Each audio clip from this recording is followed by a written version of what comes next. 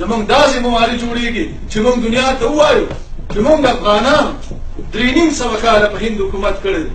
په هند کې خو هندوان اوسېدل. یو هندو دې څوک را ثابت کړي چې دا ووایي چې دی افغان د مذهب په نوم یا زما کور ته راغلی دی یا زما بچی وژلی دی یا له ما سره زیاتې کړي. موږ خو د جهان روښانفکره خلک 15,000 هندو کورنۍ په وزیرستان کې اوسېدل. دا د 15 شپې د جنګ چې پاکستان وکړ بیا دغه هندوانو وي موږ ځو بیا وزیرو خلکو وله چنده وکړه. دا نن چې ورته خلک د دنیا خطرناک ځای وایي دا خلک دومره مهذب او دومره سیولایزډ وو چې دوی دغه هندوانو له په خپلو پیسو باندې بسونه وکړل او د واګا تر باډره پورې بوتل. که د ګاونډګیرۍ اداب څوک زده کوي په پاکستان 2 پیرې حمله وشوه. یو پیره په 15 شپېته کې وشوه بیا په 1 کې وشوه. په 15 شپېته کې د افغانستان ظاهر شاه پاکستان ته استازی راولېږه چې ته هند سره په جګړه دا د افغانانو خوی نه دی چې په بد وخت کې په دشمن ورشي. ته زما د غاړې ډاډه اوسه موږ د ګاونډګیرۍ په آدابو پوهېږو. بیا په 1 کې د پاکستان 90,000 فوج لکه د پارامو چرګانو هندوان ونیو او په خپلو جیلونو کې واچو. په هغه وخت کې هم د افغانستان ظاهر شاه پاکستان ته استازی راولېږه چې ته د شمال مغربي پولې نه بېغمه اوسه. موږ په بد وخت کې په دشمن ګزار نه کوو. دا زموږ د افغانانو شان نه دی. د هغې سره د پنجابي چې څه وس شوی دی د پنجابي چې په کوم ځای وس شوی دی ما وختي ملګرو ته خبره کوله دوی د افغانستان د ماشومانو د 3 پایو سایکلو په مال غنیمت کې د خوست ته راوړی دی. ما لیدلی دوی په افغانستان کې په غرونو کې د پستې هغه بوټي چې وو د هغې په جوړو به یې سپری کوله چې دا وچ شي چې افغانستان وچه میوه نه خرڅوي. دا د دې اسلام دا د ده ورورولي ده. ما سره موږ ورورولي کوو. زه چې تاسو ته خبرې کوم دې له نه کوم چې زه به لاړ شم او بس خبره به ختمه شي. عزیزانو دا خبرې به خلکو ته کوئ. ولا چې مسله کوي به اخر کې وایي وما علینا الا البلاغ المبین چې ستاسو زده دي خلکو ته ووایه زمونږ دغه زده دي چې لاړ شه خلکو سره خبره وکړه چې دا زما وطن دی زه د وطن بچی یم. چې اولاد د مور ساتنه ونه کړي مور به خامخا بې عزته کېږي مور به خامخا بې ناموسه کېږي. موږ د افغان وطن بچي یو.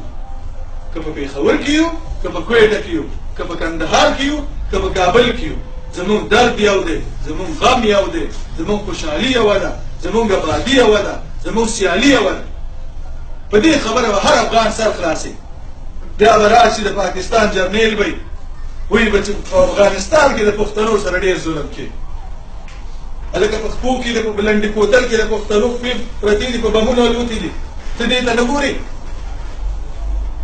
په شبقدر کې د پښتنو بچي حلالېږي د هغې نوم دا دی بس ده سره ډېر غم دی چې په جبل السراج کې د پښتون سره زیاتی وشو.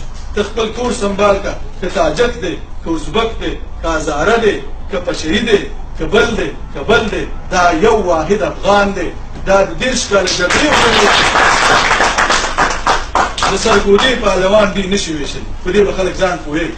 بیا به راشي خلکو ته به خبرې کوي افغانان ډېر بهادران دي. روس ته یې ماتې ورکړه چنګیز ته یې ماتې ورکړه انګریز ته یې ماتې ورکړه.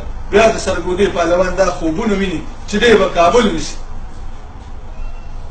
اوس د خدای ورته خیر کړي د دې خپل حالت دې ته رسېدلی دی چې دوی یوه کراچۍ نشي کابو کولی.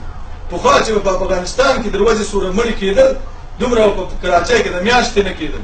نن چې په افغانستان کې په میاشت کې سوره مړي کېږي د هغې مړی په 1 ورځ کې په کراچۍ کې کېږي. خو د بده مرغه په کراچۍ کې هم پښتانه وژلی شي په کویټه کې هم پښتانه افغانان وژلی شي په وزیرستان کې هم پښتانه افغانان وژلی شي په خیبر کې هم پښتانه افغانان وژلی شي په ممندو کې هم پښتانه افغانان وژلی شي. اوسه پورې دوی د قبایلي سیمو 1200 افغانان مشران دا لار کړي. د چمیار په هغه نري تارې د خلکو سرونه پرې کړي دي. دومره ظلم چنګیز نه و کړی لکه دغه عربو دغه چیچنو دغه پنجابیانو چې د پښتنو سره کوم ظلم و. نو په دې حالاتو کې موږ به دنیا ته دا پیغام ورکړو. رول نه دي خبر خلک چې زموږ په وطن کې د ماشومانو مکتبونه په بم الوزي. ته په مانچسټر کې ناست یې خامخا یو انګریز ته ورنږدې شه ورته ووایه دغه لاهورې ورته یاد کړه وایي دی زما په وطن کې سکول نه روان یم. دغه سرګودي والا ورته یاد کړه دوی خلک روزلي دي په پښتون وطن کې د پستې باغونه سوځي دا په مانچسټر کې چې چا سره په مکډونل کې کېنه که په KFC کې کېنه که بل ځای کېنه په پارک کې خلکو ته ورنږدې شي د خپل وطن کیسه ورته وکړي افغانان په ټول تاریخ کې به چا پسې نه دي تللي خلک په موږ پسې راغلي دي نو زه دلته کې تاسو ته خاص کوم عزیزانو چې یو خبره دا ده چې په دې خبرو به ځان پوهوئ دویمه خبره دا ده چې تنظیم کېږي سازمان کېږي موږ سره به ملګري کېږي بیا موږ میاشتنۍ غونډه